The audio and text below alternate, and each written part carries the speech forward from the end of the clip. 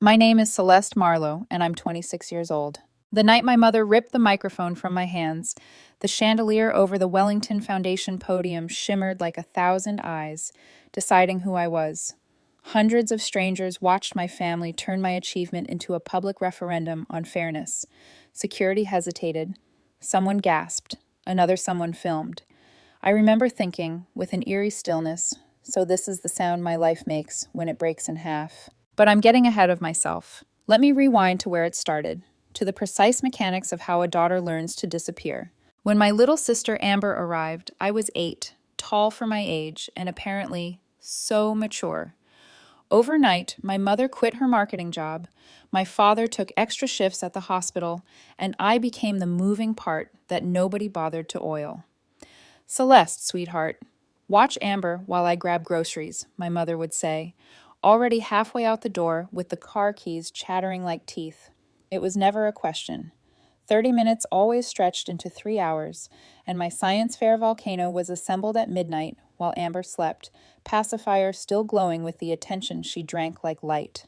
By middle school, the system had hardened into ritual. Amber needed a reading tutor. I became the tutor.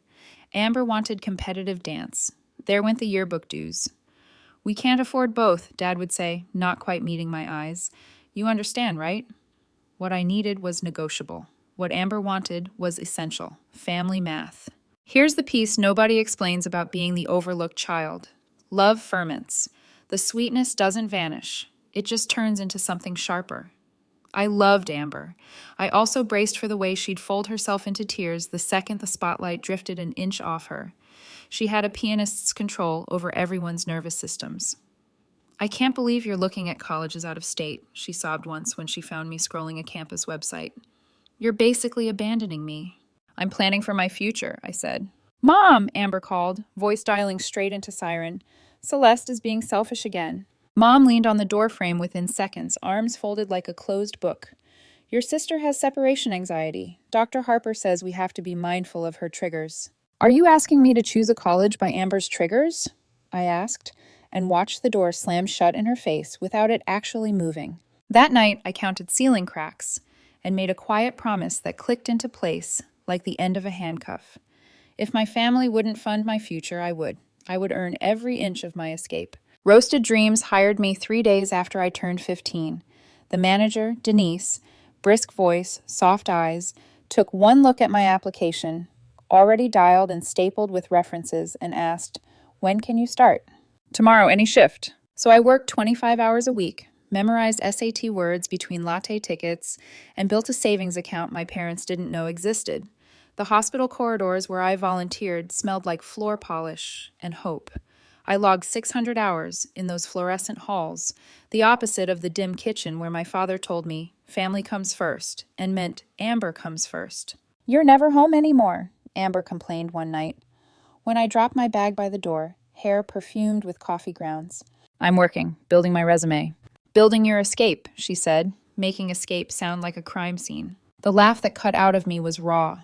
Amber, I have spent a decade covering your forgotten homework, your manufactured emergencies, your everything. Do not talk to me about caring. Her face crumpled into the signature arrangement that triggered both parents from the next room. Mom, she wailed, Celeste is yelling at me. The lecture lasted 40 minutes. Dad arrived halfway through. Disappointment poured into a human shape. We raised you better than this. Family comes first, I finished. When has this family ever put me first? Silence flexed and snapped. Enough, Dad said. Go to your room. I went. I didn't cry. You stop crying when you realize tears only lubricate the machine that grinds you down. Application season turned me into a spy.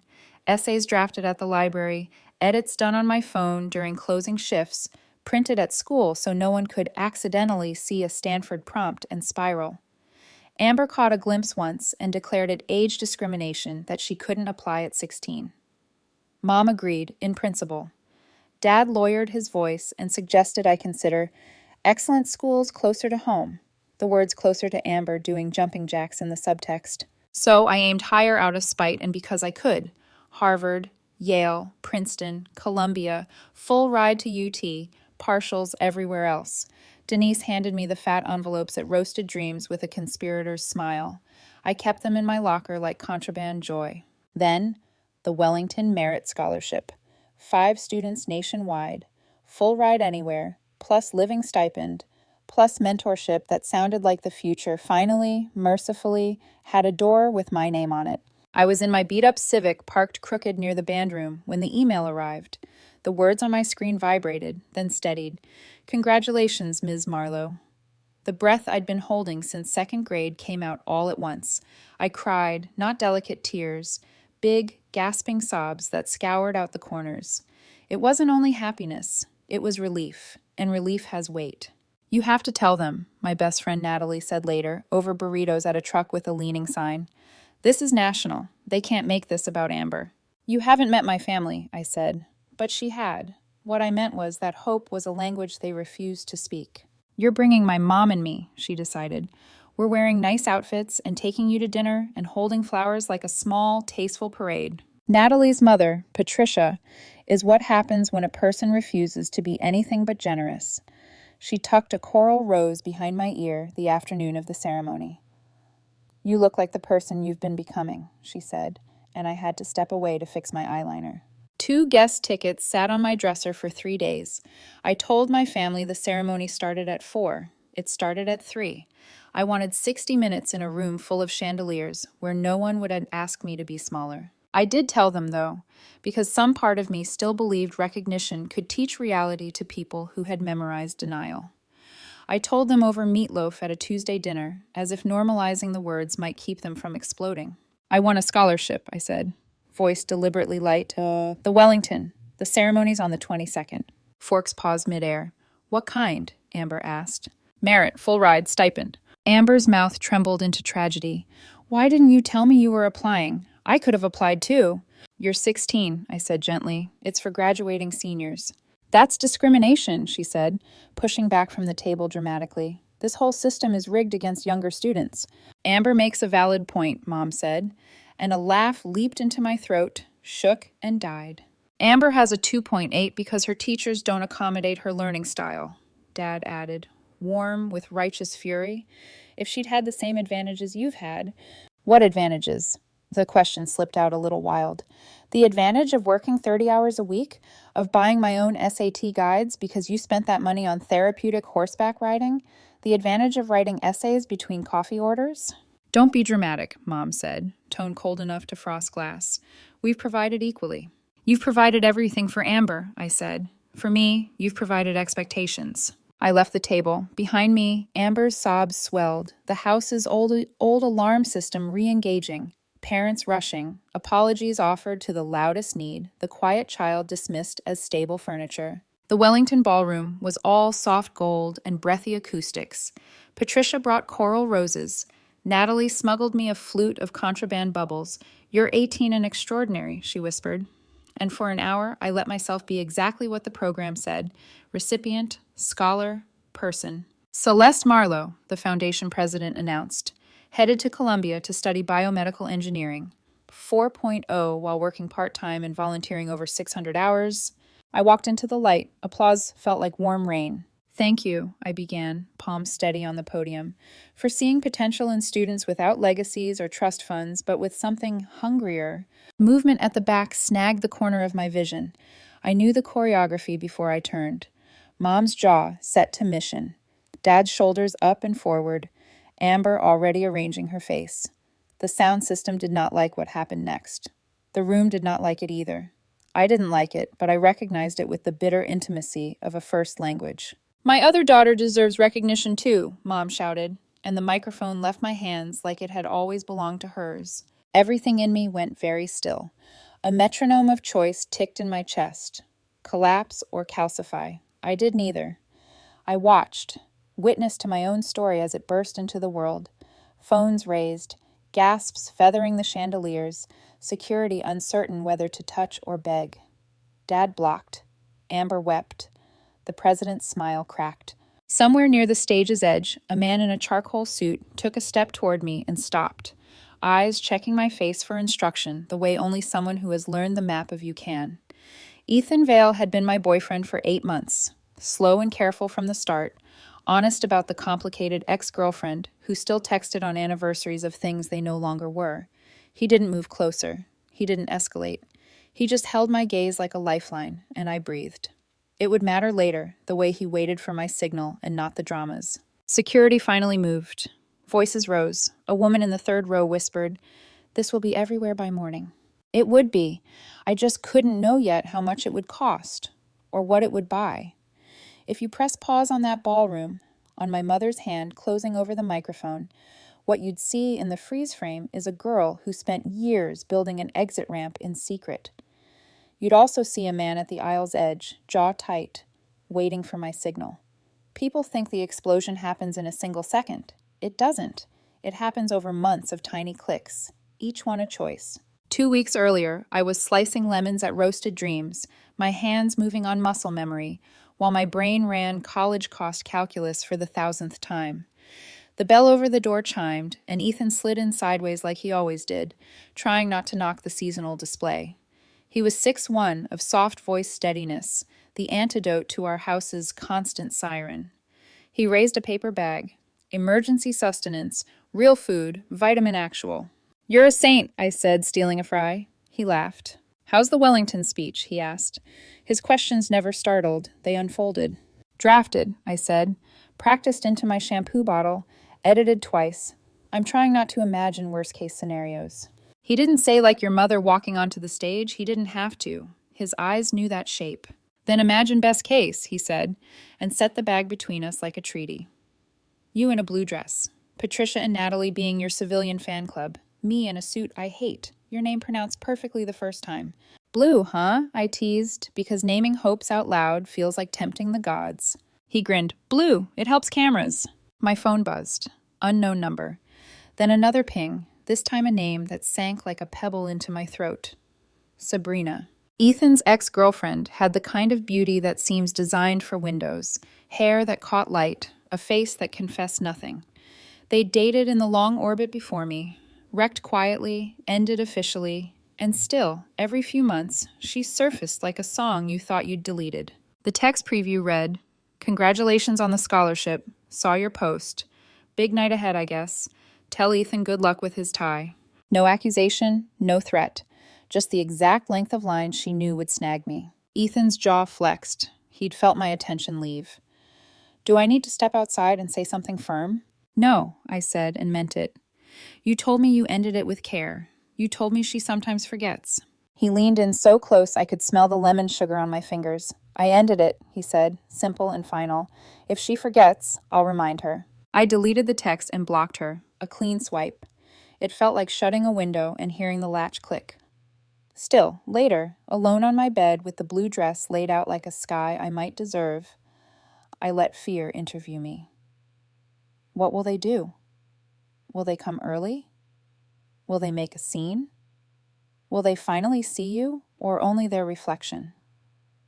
The answers ghosted around the ceiling fan blades, vague and dizzying. I wrote anyway.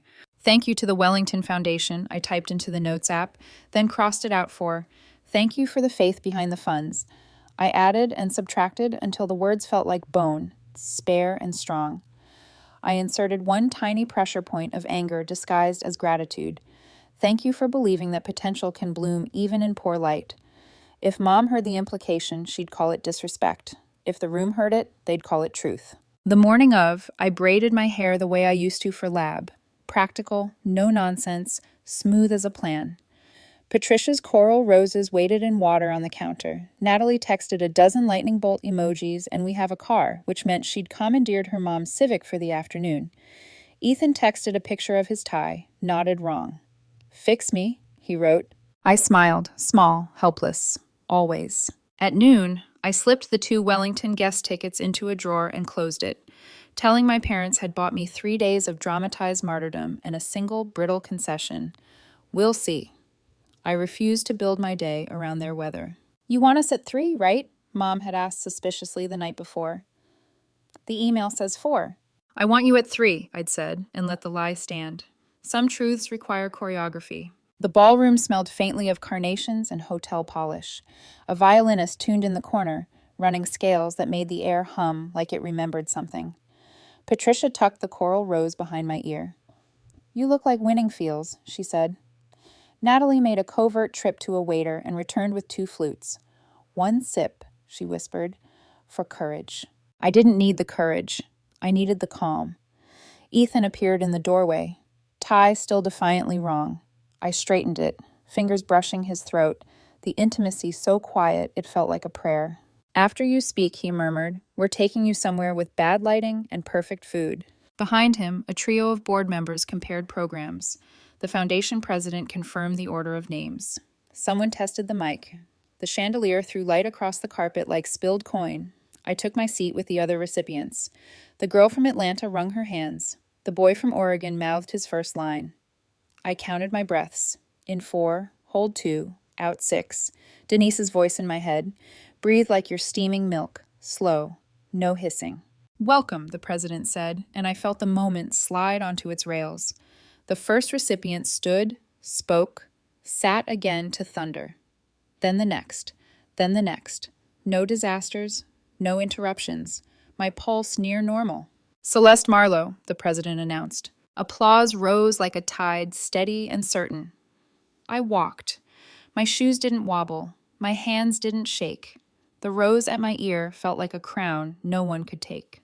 "Thank you," I said into the mic, and my voice filled the ballroom with a sound I recognized as mine. "For the faith behind the funds, for believing potential can bloom even in poor light. Some of us learned to study between closing shifts. Some of us wrote essays under fluorescent bulbs and typed the final line at 1 a.m. Quiet, so we wouldn't wake a house that slept on our dreams. You didn't know that when you chose us, but you felt it." I smiled at the section where Patricia and Natalie sat. Patricia's eyes shone. Ethan's hands were clasped low, as if holding himself back from gathering me up. "I want to build devices the world forgets it needs until it's too late," I continued. "I want a clinic nurse in a county hospital to be able to order a prosthetic with 2 clicks and no apology. I want—" The door at the back opened. The air shifted like a room bracing for weather. I didn't have to look. My body knew the angle of Mom's stride, the heat of Dad's indignation, the way Amber could summon tears as if cued by a director.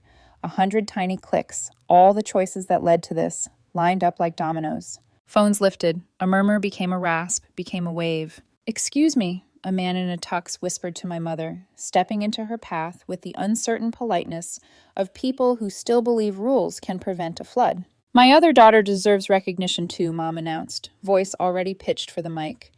That was her gift, really. She entered rooms at full volume, convinced volume was virtue. Dad moved to block security. Amber's shoulders shook in a pantomime I'd seen since age 5. The president startled. The staff converged. In the 4th row, an older woman put a hand to her mouth and whispered, "Oh, honey," to no one in particular. Ethan looked at me, not at them. It was the only lifeline I needed. He didn't ask a question with his face. He waited for me to answer one with mine. And still, while the scene assembled like a nightmare that refused to cut to commercial, a stray fear fluttered by. What if Sabrina sees this? What if she comments something just sharp enough to draw blood? The thought embarrassed me for existing. My life was on fire, and I was worried someone might fan the smoke. I lifted my chin, just a fraction, and felt my spine decide to be a column. I did not lunge, I did not plead, I did nothing. Because sometimes survival is not interruption, it's documentation. A journalist in the aisle raised her phone, paused, and lowered it again, as if realizing she'd captured enough. "This will be everywhere," she said softly, like a weather report. It would, and the internet would have its feeding time. But the truth was larger than the crowd, or the cameras, or even the chandelier's merciless light. I had already done the hardest part. I had built a life sturdy enough to stand, even when the people who taught me to walk tried to knock me down for an audience. Mom reached for the microphone. The hinge of the future creaked.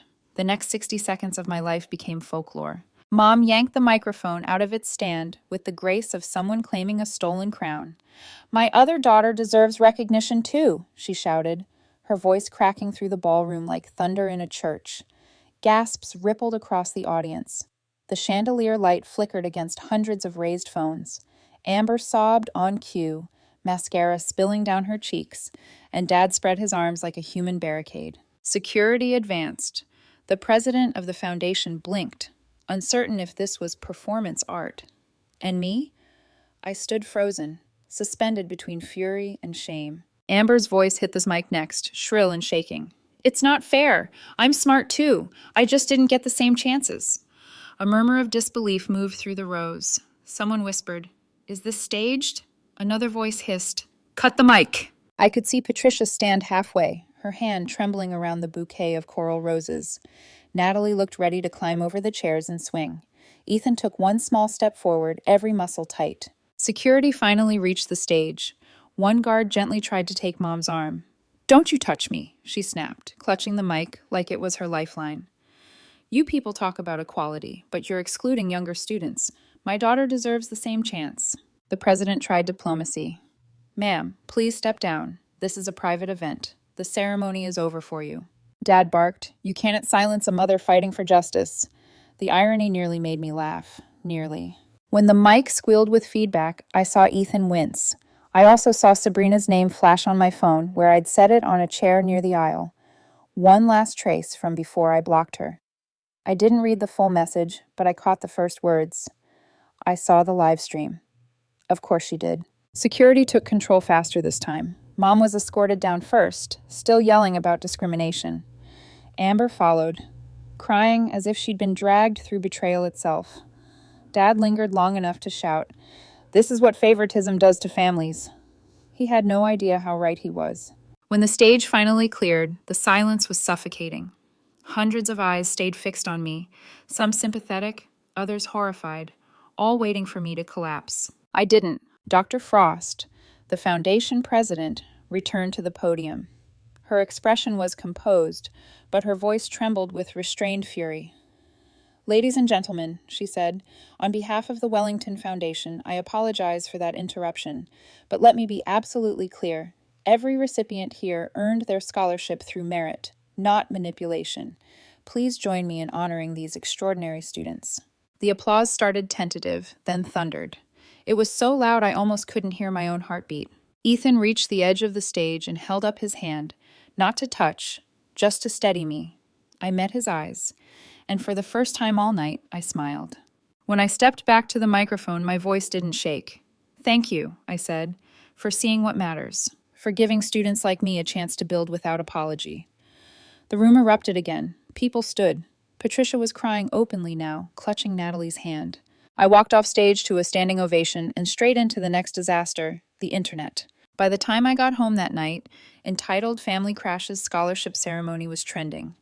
There were clips from 4 different angles, GIFs, memes.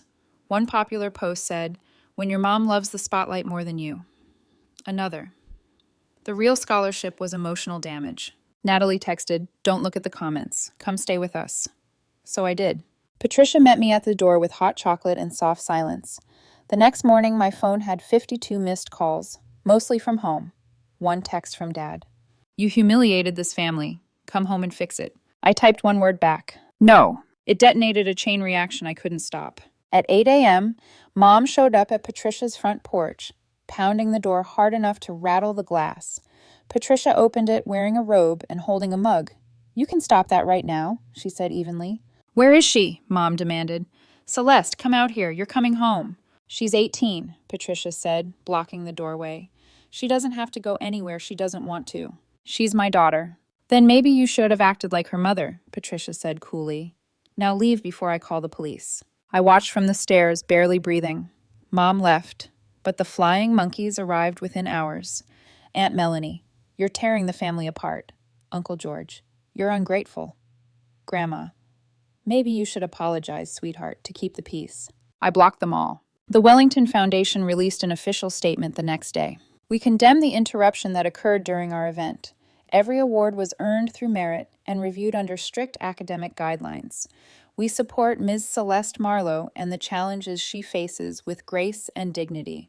They offered me counseling and extended mentorship support. I cried again, this time because someone had finally called it what it was, grace under siege. But Amber wasn't done. Of course not.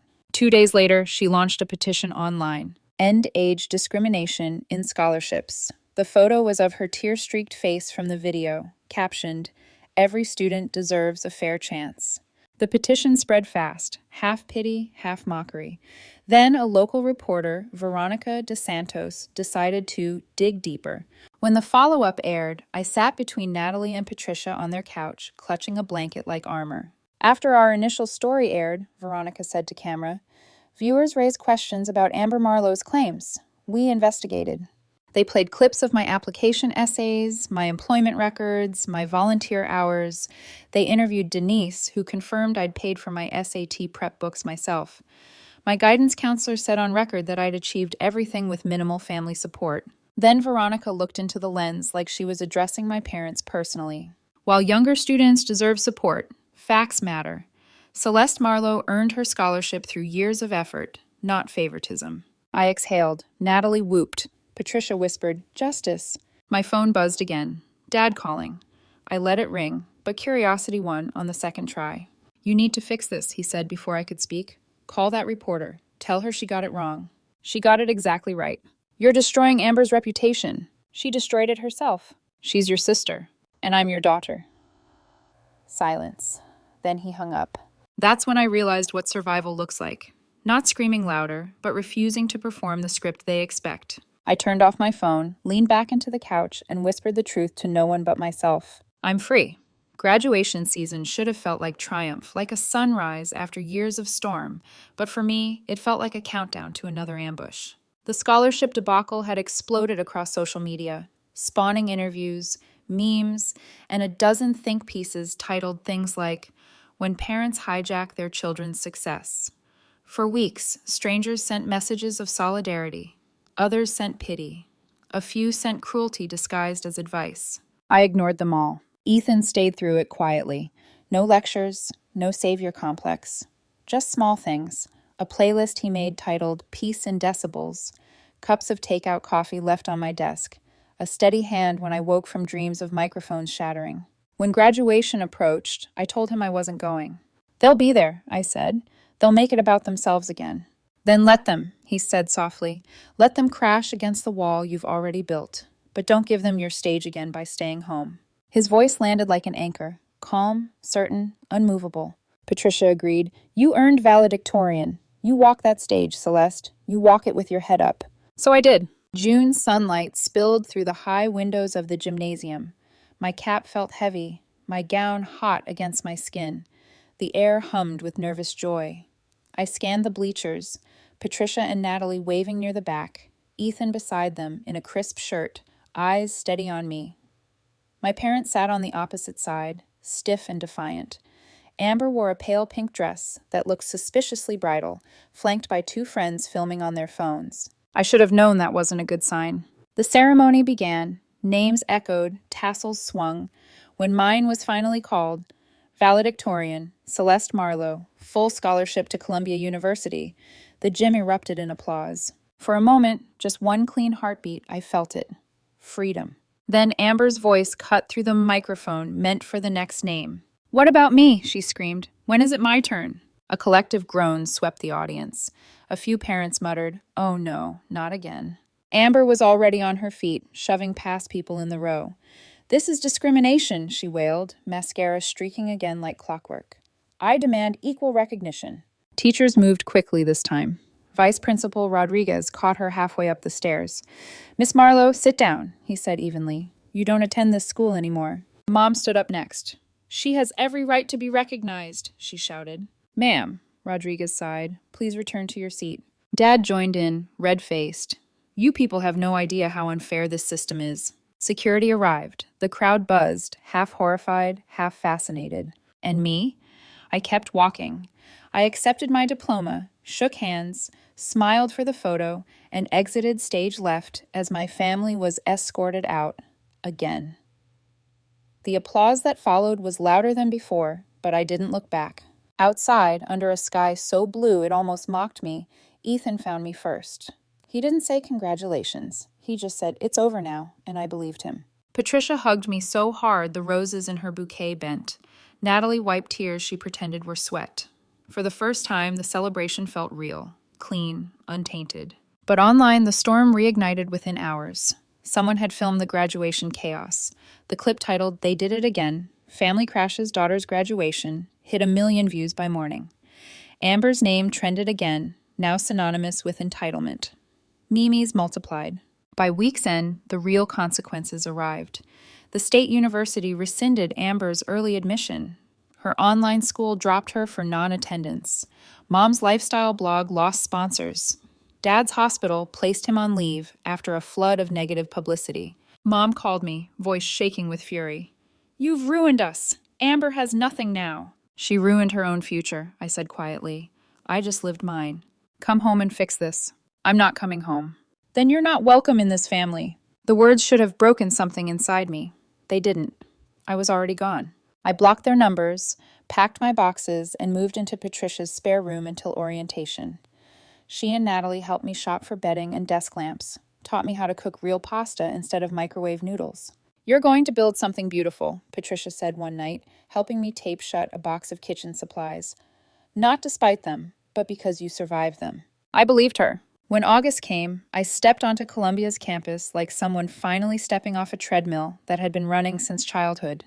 The red brick buildings glowed in the late sun. Students hurried by with maps and dreams and clean notebooks. For the first time in my life, I was just me. Not Amber's sister, not the problem child, not the family's scapegoat. Just Celeste. Columbia felt like oxygen after a lifetime of recycled air. The first night, I unpacked in silence, listening to the soft hum of the city beyond the dorm window. Across the courtyard, laughter floated up from other freshmen who'd arrived with teary parents and goodbye hugs. I had no one waving from the curb, just Patricia's note tucked in my suitcase. "The world tried to tell you to shrink. Keep growing anyway." I taped it to my desk lamp. Classes started, hard, fast, relentless, and I thrived. My work ethic had been forged in chaos. This kind of pressure felt like freedom. I joined a biomedical engineering research lab that specialized in affordable prosthetics. The lead professor, Dr. Lin, called me the quiet hurricane. I took it as a compliment. Ethan visited on weekends when he could. He was studying mechanical design at a university 2 hours away, and we traded train rides and late-night calls. Once, over cheap Thai food in my dorm kitchen, he said, "You know what I love most about you? You build things out of ashes." I smiled. That's because fire's all I ever had. Months passed. Then a new email from an address I knew too well appeared in my inbox. From Mom, subject, "Your sister needs help." I hesitated, then clicked. "Amber's struggling. She's been depressed since everything that happened. She says you abandoned her. The therapist says it would help if you reached out. Be the bigger person, Celeste. We're still your family." I stared at the words until the edges blurred. Be the bigger person. The same phrase they'd used my whole life whenever they wanted me small. I didn't reply. 2 weeks later came another message, from Dad this time. "You owe us for your success. We sacrificed so much. You can at least help with the mortgage while I look for work." I deleted it. Then came Amber's turn. "I got my GED. No thanks to you." That one I didn't even open. Every email went into a folder I named Noise. I checked it once a month, like pressing on an old bruise to remind myself it was healing. In the lab, I built prototypes, limbs that could change lives, devices that turned pain into possibility. Dr. Lin submitted our designs to a national innovation contest. When the results came, my name was listed first. I won. A photo of me shaking hands with the panel chair ran in a national science magazine. My hair was tied back, my expression focused, not smiling. The caption read, "Marlowe's prototype could cut prosthetic costs by 70%. That night, my phone buzzed again. "Mom, so you can make time for the media but not your own family?" I powered the phone off and left it on the desk. Ethan called later. "How bad is it this time?" "I'm fine," I said. "They're just predictable." "You don't owe them anything," he said.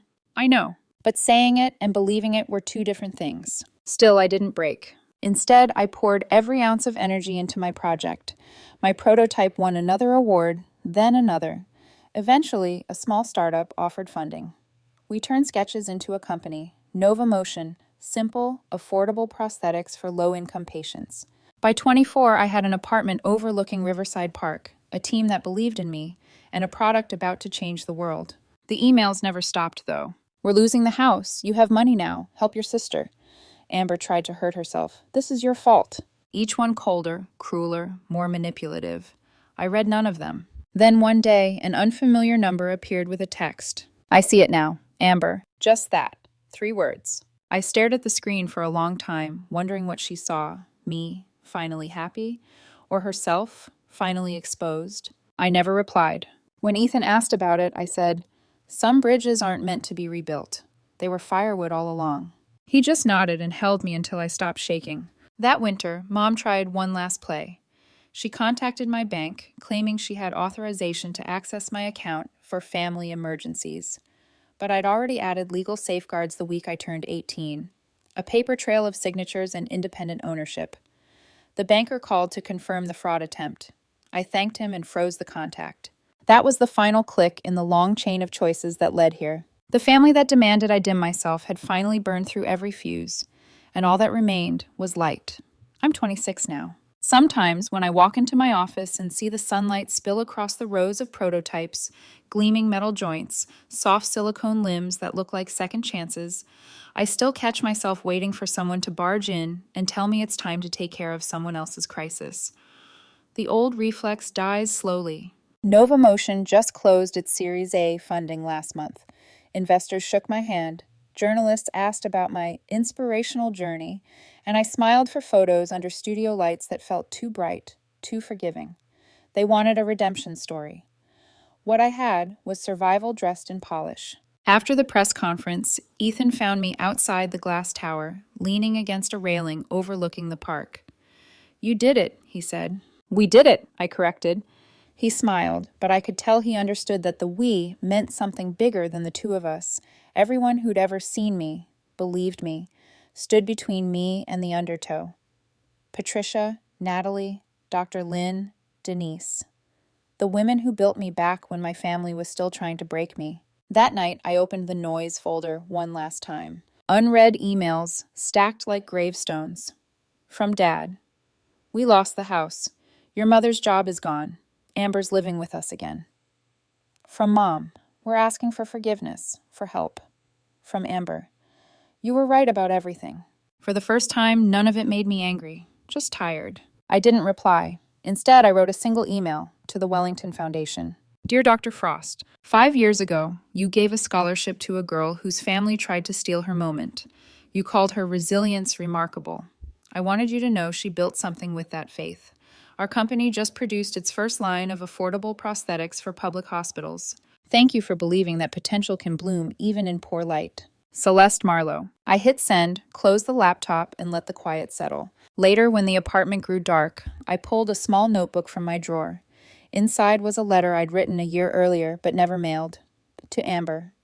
It began, "I forgive you, but I don't want you back in my life. Both things can be true." I tore the page out and fed it to the candle flame on my desk. It burned cleanly, no smoke, no smell, just light. Ethan came up behind me, wrapping his arms around my shoulders. "What was that?" "A goodbye," I said. He kissed the side of my head. "Then here's to beginnings." We stood there for a while, watching the tiny flame flicker out. I thought of Patricia's words. "You're not strong because you survive them. You're strong because you refuse to become them." And I finally understood. Forgiveness doesn't mean opening the door. It means no longer standing guard at it. I don't know if I'll ever see them again. I don't need to. Their stories stopped being the center of mine a long time ago. When people ask why I chose prosthetics, I tell them the truth. Because sometimes the only way to move forward is to rebuild the parts that were broken. Every time a patient smiles as they flex a new hand or take their first steady step, I remember the question that started everything. The one I asked myself at 18, shaking on that stage while my family tore apart the one moment that was supposed to be mine. If your family demanded you fail so someone else could feel better about not trying, would you dim your light or let it burn? I chose to burn, and I'm still burning.